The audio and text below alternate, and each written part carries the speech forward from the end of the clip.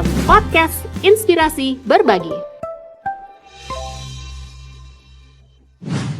Assalamualaikum warahmatullahi wabarakatuh. Sobat Zakat, ketemu lagi kita di DSM Podcast Inspirasi Berbagi. Nah, kali ini kita sudah kedatangan narasumber yang sangat luar biasa, langsung dari Dompet Sosial Madani. Siapakah beliau? Tapi jangan lupa untuk subscribe dulu channel dari YouTube-nya Dompet Sosial Madani. Juga subscribe, like, komen, dan juga klik notifikasi dari lonceng. Sehingga nanti kalau ada video-video terbaru dari DSM, langsung deh Sobat Zakat bisa saksikan, temukan, dan juga dapatkan inspirasinya ya. Siapakah sosok ini? Kita berikan tepuk tangan untuk Bapak Muhammad Nur Soleh. Masya Allah. Assalamualaikum warahmatullahi wabarakatuh. Waalaikumsalam warahmatullahi wabarakatuh, Mas. Pak Nur panggilannya ya. Siap. Gitu. Tumben Gimana nih ini dipanggil kabarnya? Pak Nur ini. Alhamdulillah. Biasanya apa nih? Ini kalau masa kecil itu Nur ya. Nur. Habis oke. itu di sekolah sampai dunia kerja itu Soleh. Oke, jadi kita panggilnya Nur Soleh. Anar Soleh. Digabung ya, biar lebih pas banget gitu. Siap. Oke. Insya Allah bebas Oke, senyamannya bebas aja, Mas. pokoknya ya. Kan jadi Sobat Zakat pun bisa tahu nih mau panggilnya Pak Nur, Pak Soleh, Pak Nur Soleh, Pak Muhammad, pokoknya Oke, semua. siap. Sampai jangan lupa aja nanti ya. Pak Muhammad ada nggak ada ya? Pak Nur Soleh kan dikenalnya sebagai manajernya Dompet Sosial Madani gitu ya. Siap. Keren banget. Ada profil lainnya nggak yang konon katanya nih gitu ya. Pak Nur ini kan dari PNS. Kok bisa nyemplung dan mau jadi manajernya DSM? Oke, Masya Allah ini. Jadi itu agak cukup panjang Gitu juga ya? itu ya. Jadi kalau kita cek itu bukan 100% PNS sih, Mas. Masih gitu? belum 100% PNS, cuman pendidikan itu kayak ikatan dinas.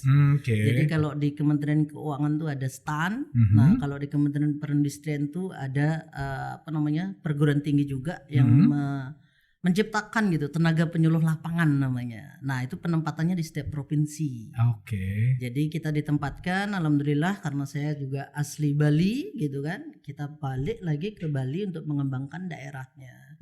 Selama 2 tahun di sana tuh.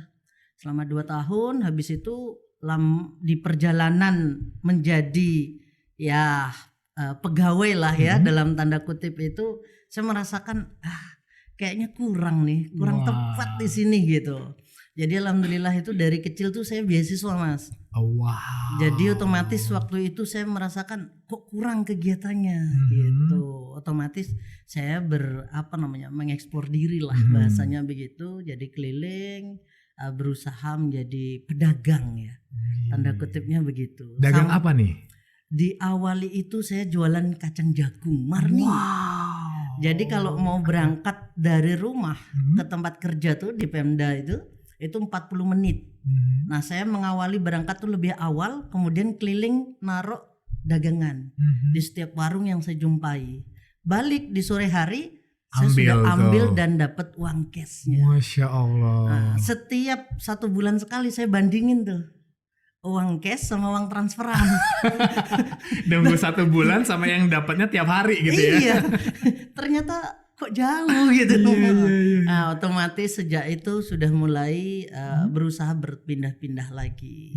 Oke. Gitu. Otomatis lah itu, otomatis. Itu produknya itu produksi sendiri atau emang ngambil di mana gitu? Jadi karena memang tenaga penyuluh lapangan, kalau ngomongin daftar perusahaan UMKM itu lengkap gitu ya. Lengkap. Apa yang kita dampingi dan lain sebagainya, produksinya. Nah, itu kita memang masuknya di sana. Sehingga kita coba mengeksplor, coba dibeginiin.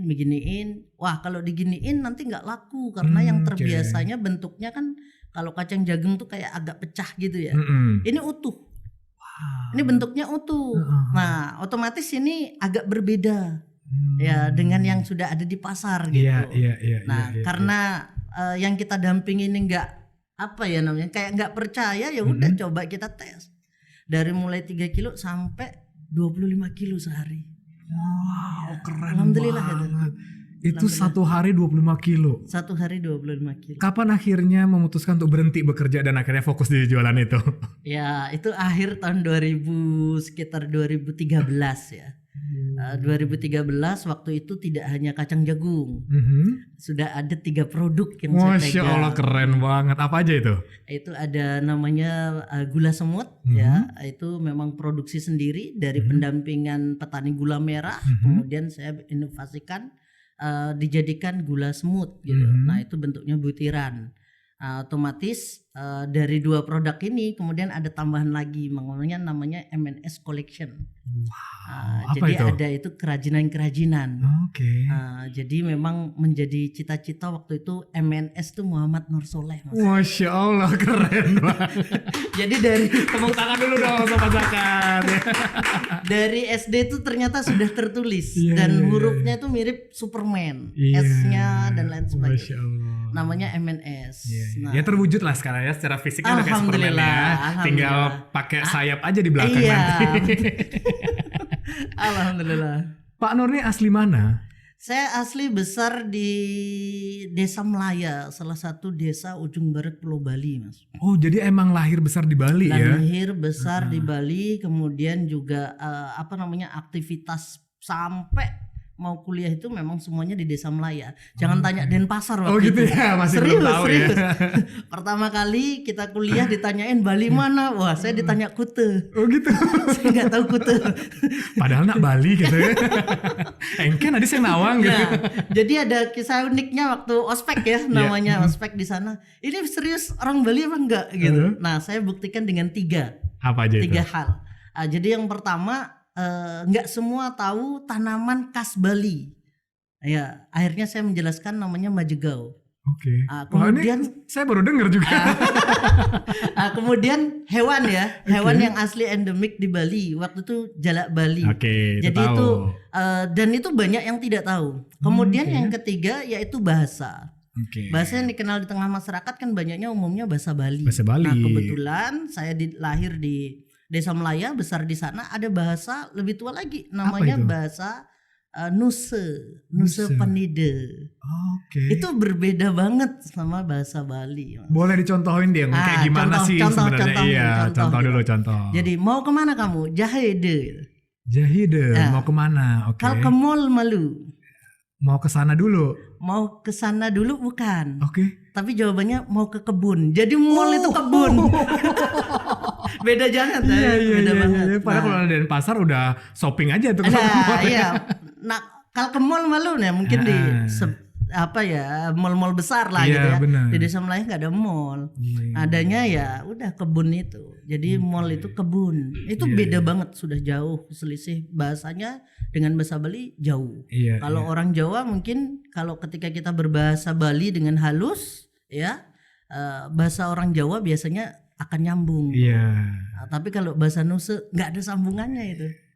Jadi emang benar bahasa yang lebih jadul banget ya dari bahasa Bali yang sekarang gitu ya. Iya betul. Iya. Bicara mall gitu ya, ternyata kan kalau di dunia video sosial media realita ekspektasi gitu ya, Iya, beda. benar. Orang ngomongin ekspektasinya mall, ternyata pas realitanya di kebun. Iya, jadi saya juga masa kecil itu sering ke mall kan berarti ya. Bener juga ya. Tapi nyangkul.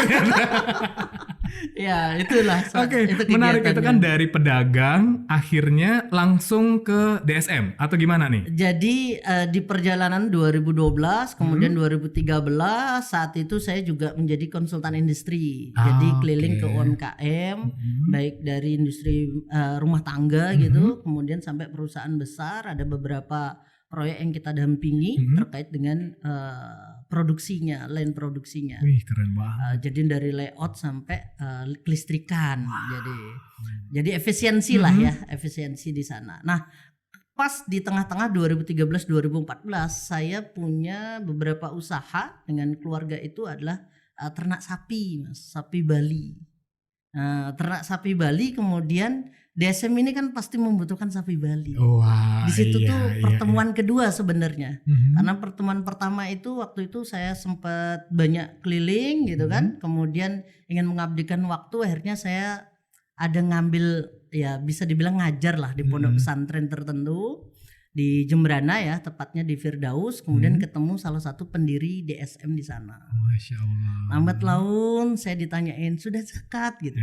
Nah, saya Ya saya jawab dengan lugas juga kan. Iya. Oh pasti setiap Ramadan. Wih, setahun sekali. Iya, pasti setiap Ramadan. Iya. Bener. Habis itu setelah lebih banyak berdiskusi dan lain sebagainya, zakat yang diartikan nggak hanya zakat fitrah. Saya bayarnya zakat fitrah. Iya. Nah di sana saya baru mulai mengenal apa namanya zakat. Kemudian ada zakat malnya, ada zakat fitrahnya. Kemudian ada infak sedekahnya, kemudian ada wakaf dan lain sebagainya Iya. terkait dengan keuangan syariah itu. Masya Allah. Jadi banyak banget ya yang sekarang kayak kita nih orang-orang awam kan juga taunya juga zakat fitrah. Ternyata banyak banget kegiatan-kegiatan ataupun zakat-zakat lainnya gitu ya. Yang insya Allah lewat DSM nih kita diedukasi. Betul. Sehingga masyarakat pun akhirnya terbuka wawasannya. Betul. Ada lagi nih zakat lainnya yang insya Allah pahalanya juga luar biasa. Benar. Nah, akhirnya memutuskan untuk gabung di DSM kapan? Nah itu tadi udah sampai 3 statement ya. Iya makanya Panjang ternyata. Kayaknya kita butuh berapa jam itu nggak cukup kayaknya cuma setengah jam nih ya. Betul. Jadi sebelum masuk DSM itu beberapa teman-teman dari DSM tuh sering ke rumah juga. Beberapa kali sering ke rumah. Kayak udah jadi kita incaran banyak banget ya. diskusi. Dari Ya, waktu foundernya sampai teman-teman DSM gitu ya. Makanya Pak Nur nih harus masuk DSM gitu. Jadi kita berdiskusi. Beberapa kali saya dapatkan pekerjaan 3 bulan pendampingan di beberapa usaha di Denpasar. Nah, jenuh juga nginep di hotel tuh Mas. Masya Allah, nginep di hotelnya jenuh ya. Kita di kos-kosan yang jenuh gitu. Sepi banget Mas. Iya. Gak ada teman ngobrol gitu. Akhirnya sering main ke kantor DSM di Denpasar. Nah, kemudian istirahat akhirnya tidur di kantor DSM. Kemudian saya mengenal juga ada asrama tuh. Ada namanya rumah bakat anak ya, binaannya DSM di sana di asrama. Jadi pindah dari mulai kantor DSM merasakan asrama. Apa sih kerjaannya DSM ini seperti apa gitu? Mulai cari tahu lebih dalam lagi nih tentang ternyata DSM. tuh ngena banget. Dari mulai tidur di kantornya sudah berbeda gitu kan. Kemudian rasanya tuh berbeda banget gitu.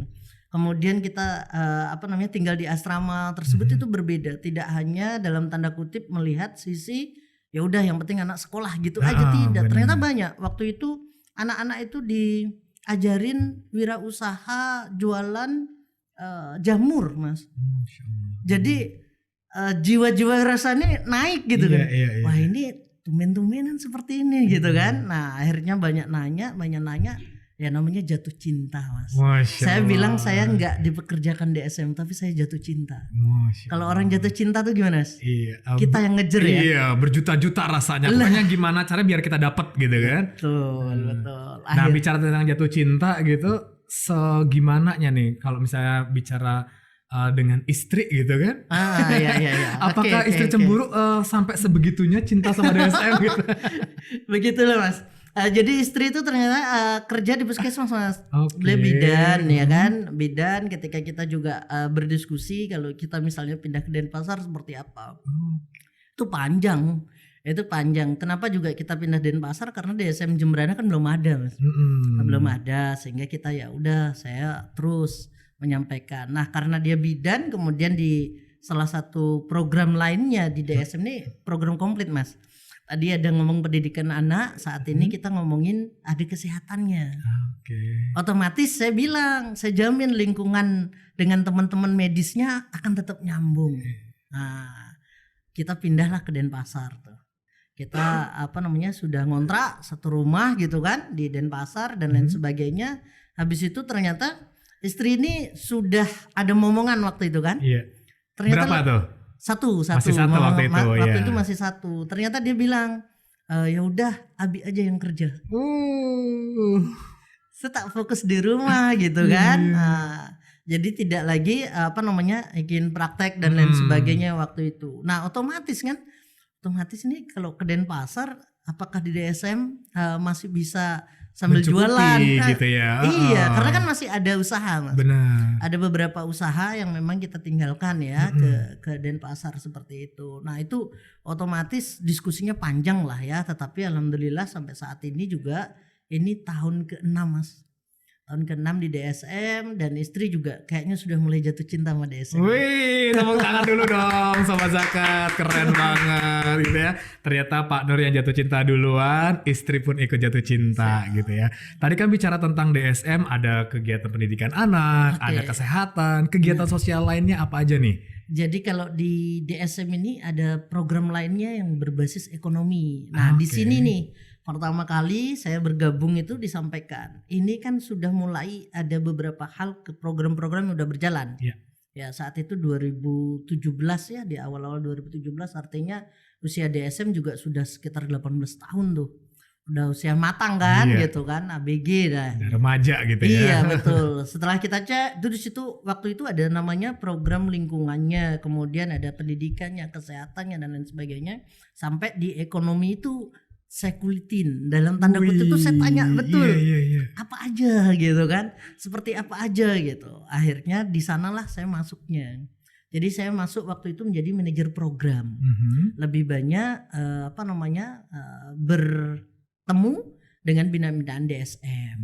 Jadi kalau dibilangin program super komplit ya, dari mulai lingkungannya ada, kemudian dari kesehatannya, dari pendidikan dan ekonominya jelas. Nah, gimana nih kalau bicara tentang kegiatan yang begitu banyaknya gitu kan, untuk kita bisa dapetin dananya gitu, apakah dari kegiatan tersebut atau memang ada kegiatan lain untuk bisa kita dapetin fundingnya tuh? Iya, jadi saya sering sampaikan juga begini ke teman-teman itu, kita berusaha itu menjadi lebih baik gitu kan. Kita memang penyempurnaan program itu tidak bisa, tapi kita melangkah menjadi lebih baik. Artinya ketika kita memegang uang atau mengelola uang 100.000, biasakan atau upayakan 100.000 ini berbeda hasilnya dengan orang megang 100.000. Jadi saya bilang begitu, 100.000 yang dipegang DSM oleh divisi programnya hasilnya berbeda dengan 100.000 yang dipegang komunitas lainnya. Kita sampaikan seperti itu kepada teman-teman waktu itu. Apa yang terjadi? Otomatis pendaya gunaan namanya. Jadi kalau kita itu ada 3 basis program, bentuk programnya. Yang pertama bantuan langsung. Jadi kalau Mas Oman donasi 100.000, ya udah saya salurkan 100.000 atau sekian gitu kan. Itu bantuan langsung dalam bentuk uang dan lain sebagainya. Kemudian ada namanya pengembangan komunitas. Jadi kalau 100.000 di sini kita kembangkan nih. Ternyata komunitas ini juga membutuhkan. Artinya dari satu orang kita bantu namanya bantuan langsung. Kemudian ketika kita ngelihat komunitas membutuhkan 100.000 yang sama jumlahnya, otomatis penerima manfaatnya sama value-nya nilainya beda dong. Penerima manfaatnya beda dong. Lebih banyak pastinya. Lebih banyak kan? dong dan lain sebagainya. Otomatis ke sana. Kemudian kita ngomongin kelipatan yang lebih. Jadi 100.000 ini akan jadi cabang apa aja. Karena saya kalau di industri itu udah kebiasaan nyebutnya pohon industri, Mas. Wih, keren banget. Pohon industri itu ketemu misalnya jam nih. Ini dari mana dibuatnya, seperti apa, berapa harganya, itu sudah langsung kebayang tuh. Namanya pohon industri. Ya, coba sobat berbagi nanti sambil cek-cek pohon industri kelapa gitu. Nanti akan runtut tuh. Ketemu tuh, makanya kita juga nyampeinnya seperti itu. Jadi namanya pohon kan dari akar gitu ya, batang, jadi apa? Iya betul. Sama daun sampai buah gitu ya. Betul. Keren itu akan banget. jadi apa. Nah di program DSM pun seperti itu, Mas. Jadi untuk melakukan fundingnya kita sampaikan. Jadi kalau misalnya kita membutuhkan dana 100.000 tadi ya, dari mana aja itu udah langsung kanan kiri atas bawah udah harus dipikirkan dari hulu ke hilir deh kita harus kalau misalnya kemampuan kita menghimpun hanya 1.000 ya berarti butuh berapa orang begitu aja sih kelipatannya seperti itu. Kan udah lama nih ya Pak Nur di DSM nih, kan udah pasti dalam pengumpulan dana nih ataupun berkegiatan ada tantangan-tantangan tersendiri nih. Apa nih boleh di-sharing nggak nih tantangan yang benar-benar, bahkan mungkin ada tantangan terberat yang alhamdulillah bisa dilewati? Bisa dilewati, ya. Jadi kalau kita ngomongin tantangan itu di awal 2016-2017 ya, di awal 2017 saya bergabung dengan DSM itu tantangan yang paling banyak itu adalah membedakan antara tadi, Mas. Mana bantuan langsung, mana yang daya guna. Mana yang melipatkan memberikan nilai lebih gitu, dalam tanda kutip kita bisa memberikan kebermanfaat yang lebih luas sama enggaknya. Nah itu yang paling yang paling menantang itu. bikin customnya. Jadi misalnya nih kita ngomongin ada kurban kan ya. Iya. Semuanya lembaga otomatis menyediakan kurban. Jangan sampai lembaga, komunitas kita aja gitu kan. Itu juga ada kurbannya Iya, gitu kan, benar. iuran dan lain sebagainya. Kemudian apa lebihnya dan lain sebagainya, itu tantangan di tengah masyarakat tuh banyak. Apalagi tadi ngomongin zakat gitu Mas. Ternyata di tengah masyarakat taunya zakat fitrah, ya belum tahu banyak mengenai yang lainnya. Kalau kita ngomongin zakat itu sudah terikat ke penerimanya Mas. Ada 8 golongan di sana. Iya. Tidak bisa dirubah-rubah. Nah, bagaimana untuk merubahnya? Sudah ada skemanya, yaitu infak dan sedekah. Ya, kurang ini dananya, ada wakaf ternyata Mas. Komplit banget ternyata. Jadi kalau ngomongin secara penyelesaian masalah, zakat itu terbatas mengena ke orang langsung ya. Kemudian infak sedekah ini jauh lebih luas. Nah, kalau untuk sepanjang masa ini namanya wakaf. Jadi kalau wakaf ini pengelolanya wajib mengekang nilai seperti abadi gitu. Jadi tidak boleh dikurangi gitu. Jadi kalau misalnya wakaf rombongnya ini harus betul-betul dijaga karena itu wakafnya. Paling banyak misalnya wakaf sumur gitu kan, sumurnya harus terus dijaga. Seperti itu sih Mas. Iya. Nah, pembedanya dengan lembaga zakat yang lainnya yang benar-benar akhirnya orang tahu ini DSM banget.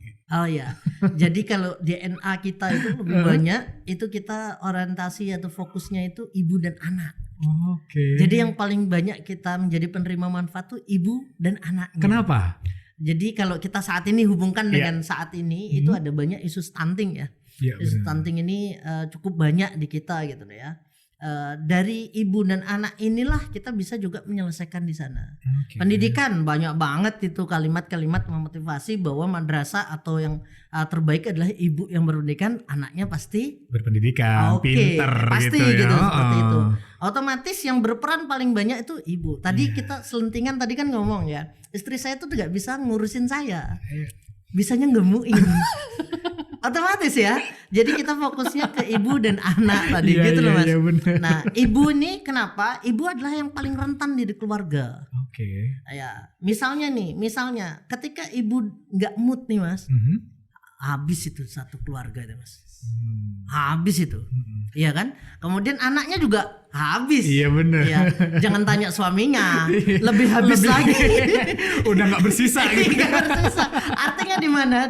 Di sana kita coba cari apa yang bisa dilakukan. Ya, apa yang bisa kita berdayakan dari sana. Ibu-ibu yang waktunya lebih banyak ya, lebih banyak secara pasti memiliki waktu jauh lebih luas dibandingkan misalnya suami yang sudah pergi. Kita mau ketemu mana kalau mau silaturahim?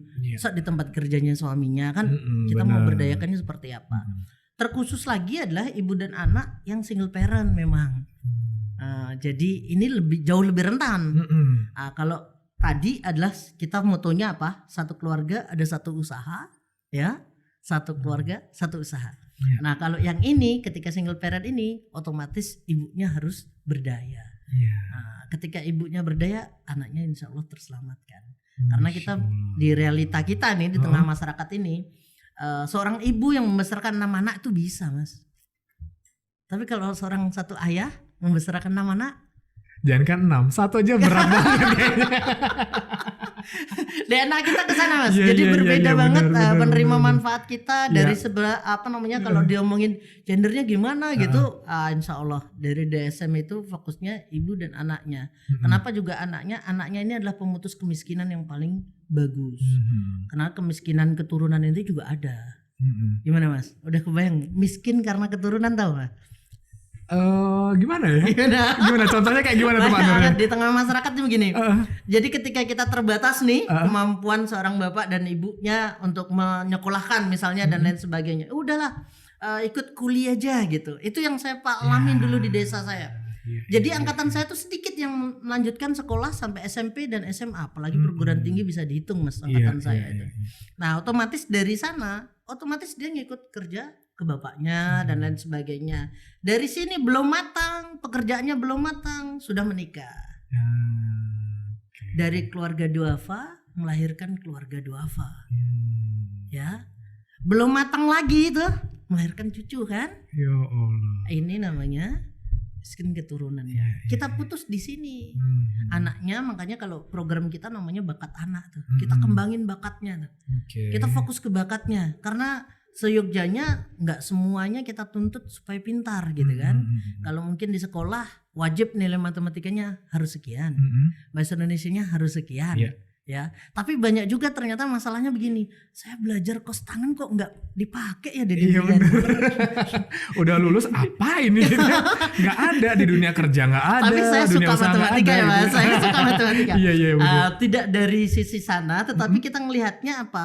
Oh berarti dia harus siap nih. Kita Oke. siapkan. Bagaimana dia menyiapkan itu? Maka kita poles tuh si anaknya untuk memutus.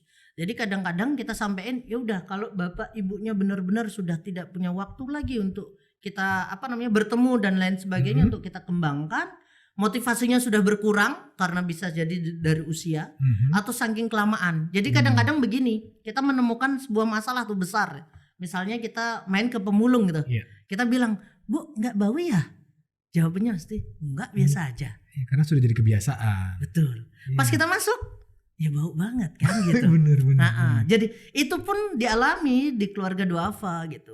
Oh sudah begini aja udah kita syukuri. Sudah bisa makan ini udah luar biasa.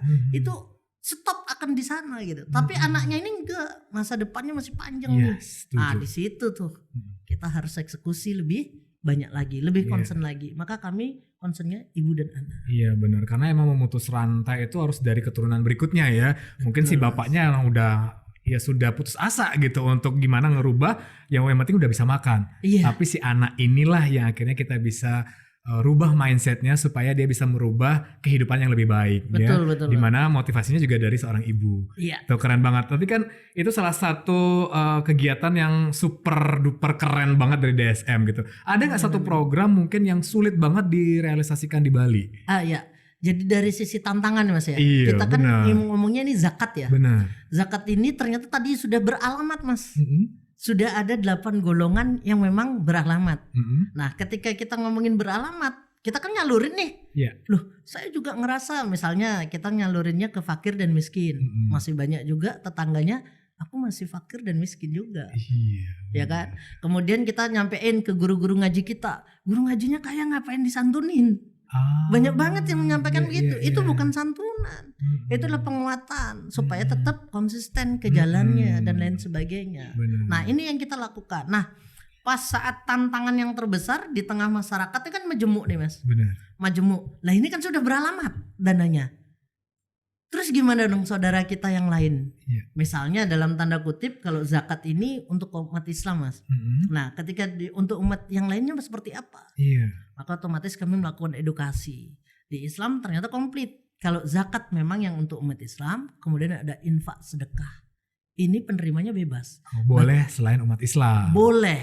Dan itu yang kita kerjakan Iya, di iya. DSM. Bahkan wakafnya ini yang kita ada satu apotik madani namanya. Ya, di program kesehatan kita, di situ berbasis wakaf, itu nggak nanya agamamu apa, nggak ada Iya, pertanyaan iya. seperti itu. Ada kebutuhan sakit ya dengan kebidanan 24 jam lanjut bisa jalan. Ini yang terbaru ini tadi adalah lahiran di kos, Mas. Ada yang lahiran di kos baru 2 hari yang ini. Iya. Ternyata dia tidak pernah kontrol dan lain sebagainya. Masya Allah. Coba bayangin. Kenapa? Karena tidak memiliki identitas. Itu tantangan juga. Iya. Nikahnya itu belum nikah beneran. Iya, nikah Dalam tanda siri kutip. gitu ya. Iya, dari negara kita belum lah, Iya, belum tercatat benar. dan lain sebagainya. Sehingga kalau mau ke puskesmas juga segan, Iya. mau ke medis yang lain juga segan. Benar. Jadi dipaksa diam sampai lahiran di kos. Ketika sudah lahiran di kos, kita dapat info tuh. Karena kita jemput, kita cek bagaimana kondisinya di tempat kita, di tempat praktek teman-teman bidan seperti apa dan lain sebagainya. Ya udah kita layani semaksimal mungkin hal-hal ini. Nah, tantangannya terberat lagi ya. Oh, kalau ke DSM gampang meskipun belum nikah dalam tanda kutip. Wow, Parah sampai nih. ada paradigma seperti itu gitu ya. Parah banget nih. Iya, Donaturnya iya. juga segan dong. Masa dana saya untuk orang-orang yang Iya, dalam tanda benar, kutip ya, benar. dalam tanda Iya, kutip iya, itu iya. tantangan untuk menjelaskannya seperti apa. Mas Oman banyak juga yang bertanya begini, kalau ada nggak panti atau program yang memang kekurangan, lembaga yang memang kekurangan, iya kan? Dia ingin donasinya dikasihkan atau dikelola oleh orang yang kekurangan, dalam tanda kutip adalah lembaga yang kekurangan.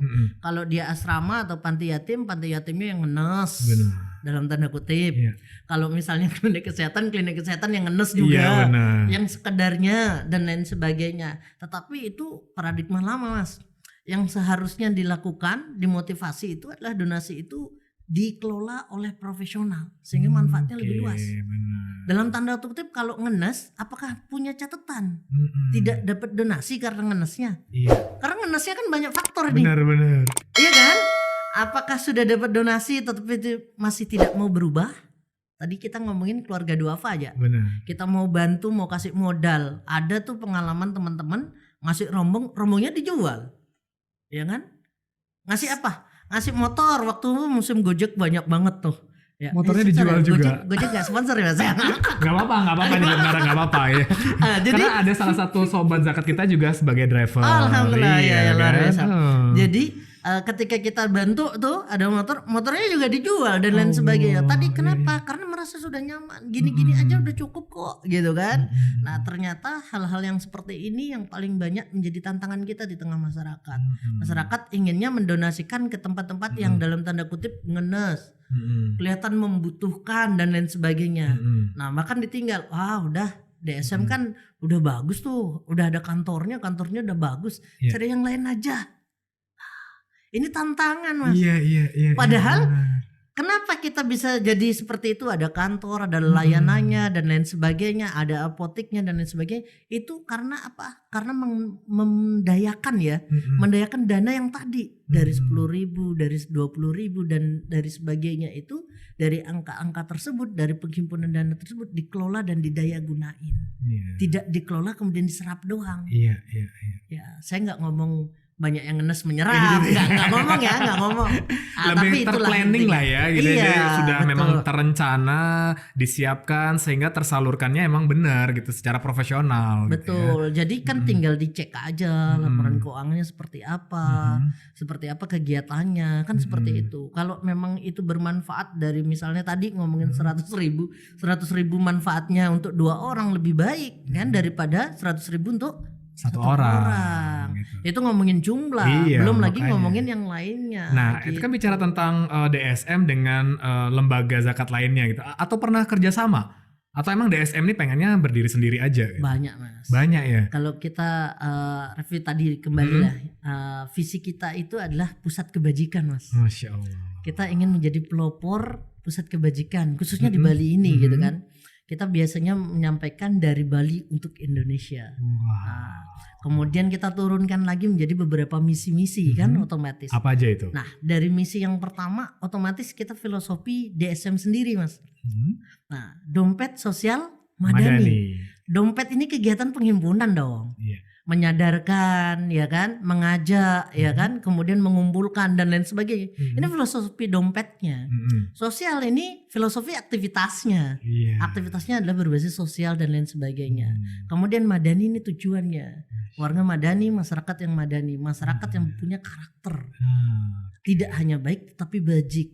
Ini saya lebih banyak mengartikan baik dan bajik ini jauh lebih optimal bajik lah gitu. Nah, dari visi misi kita punya budaya, Mas. Budaya kerja kita namanya speed. Sobat baik semuanya. Apa itu tuh speed? Sobat berbagi dan lain sebagainya. Kalau ngomongin speed nih, wajib nih teman-teman DSM khususnya saya bilang salam speed gitu, Mas. Oke. Ya. Kita coba ya. Jadi kalau kita ngomongin salam speed, nanti saya jelasin speed itu apa gitu. Kita jawabnya sinergi pertama. Oke. Sinergi powerful. Oke. Etik, empowerment. Oke. Development. Oke. Jadi wajib teman-teman DSM ini ketika kita sebut salam speed. Oke. Kita bisa coba. Bisa nggak, Mas? Kita coba dulu ya gitu ya. Karena baru pertama nih ya, semoga saya nggak salah kita gitu ya. Kita siap-siap ya. Yuk sobat zakat kita ikutin. Sekarang arahan dari Pak Nur. Gimana Pak Nur? Saya ulang ya, saya ulang. Ketika kita nyebut salam speed, ada tulisannya adalah yang pertama sinergi. Sinergi. Ya, sinergi, tangannya disilangkan. Uh-huh. Nah, kemudian powerful, Powerful. SP ya. Kemudian Etik. etik begini. Kemudian Empowerment. ya, kanan bawah ya, Ya. atas. Kemudian development. Oke, kita tes speed ya. Oke. Speed. Oke, kita tes bisa? Bismillah. Bismillah. Kita coba, silakan Pak Nur. Oke. Ya. Salam speed. Sinergi. Powerful. Etik. Empowerment. Development.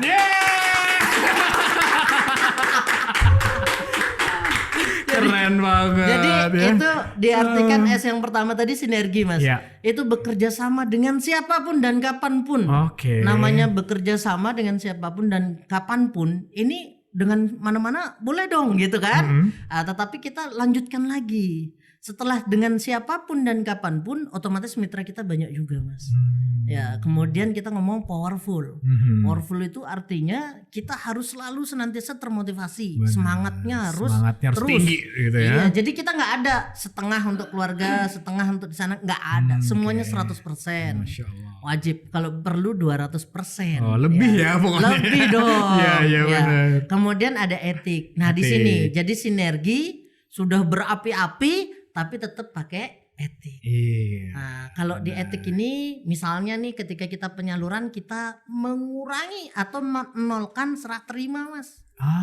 Kita nggak ada proses foto serah terima. Iya. Kalau Mas Oman pernah tuh penyaluran tuh bantuan langsung ada foto serah terima, Iya. ting Biasanya gitu ya. itu yang paling wajib gitu.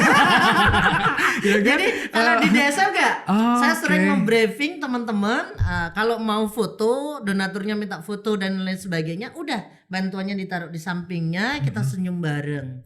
Kita Oke. tidak perlu memaksa kebahagiaan karena bahagia Iya, itu iya. akan muncul dengan sendirinya. Benar. Ketika ada bantuan yang tepat guna, itu akan menimbulkan kebahagiaan sendiri. Benar. Jadi enggak perlu cing ya cing gitu. Oh, enggak perlu. Nggak perlu dong. senyum dong Bu, senyum dong Pak Aduh, gitu ya, nggak nggak perlu perlu ya dong. gitu ya. Jadi Nah, kita kita tetap- bilang kita foto udah otomatis betul. ada emosi yang berbeda ya. Iya, saya juga ini kita ngobrol dikit tuh Ah, tentang etik ini. Saya sebenarnya belum sepakat atau kami itu akan mengurangi tangan di atas, tangan di bawah. Kenapa begitu?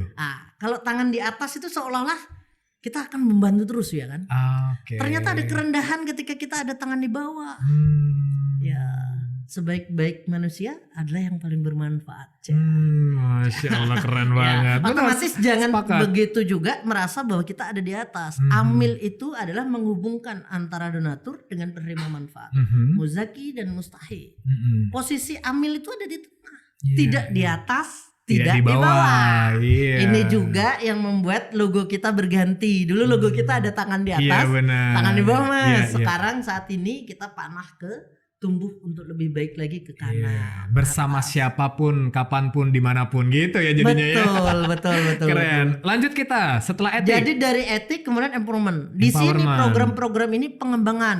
Oke. Kita lebih banyak pemberdayaan, baik dari sisi ekonominya, ahlaknya. Jadi kalau kita ngukur itu ada 3. Oke. Ada 3. Yang pertama, misalnya nih yang pertama adalah kalau dia dari duafa ataupun penerima manfaat kita, yang pertama ini adalah minimal dia bisa memperbaiki diri secara spiritualnya.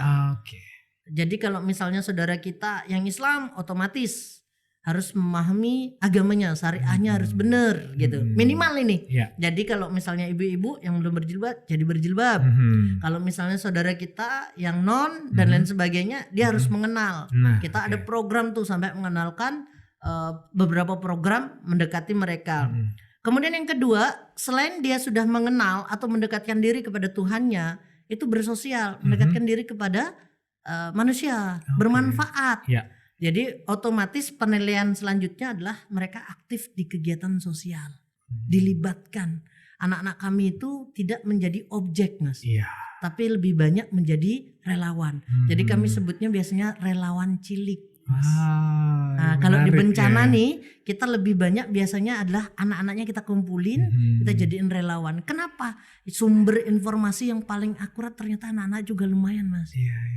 Kalau kita tanya bapaknya, udah dapat bantuan? Jawabannya, Mas? Sudah. Iya. Atau belum ya? Iya, belum. Untuk dapat bantuan ya, tambahan. Tapi kalau anaknya relatif Mas. Iya. Kalau sudah, kalau gitu, belum. Iya, Nah, kita nggak suzon atau kita nggak iya. mengklaster sama gitu nggak, tetapi paling banyak. Jadi kita paling banyak di sana.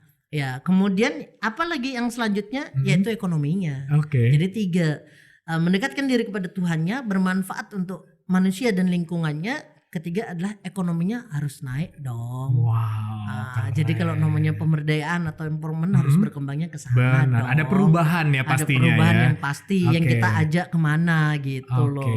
Nah kemudian yang terakhir developmentnya ini adalah pengembangan lembaganya Mas. Jadi dari 2001 nih DSM berdiri, kemudian awalnya baru Kemenkumham aja gitu kan. Habis itu 2016 kita sebagai izin LAS, lembaga amil zakat. Mungkin yang pertama di Bali tuh dapat izin lembaga amil zakat lokal provinsi Bali lokal asli. Banyak banget tuh yang nanya. Iya. Cabang di Jakarta di mana? Di Surabaya di mana? Kita nggak ada, belum ada. Jadi benar-benar pusatnya masih di Bali semua. Asli di Bali, lahir besar di Bali juga DSM ini. Bangga ya kita jadi nak Bali gitu ya. Nak Bali iya. ya benar.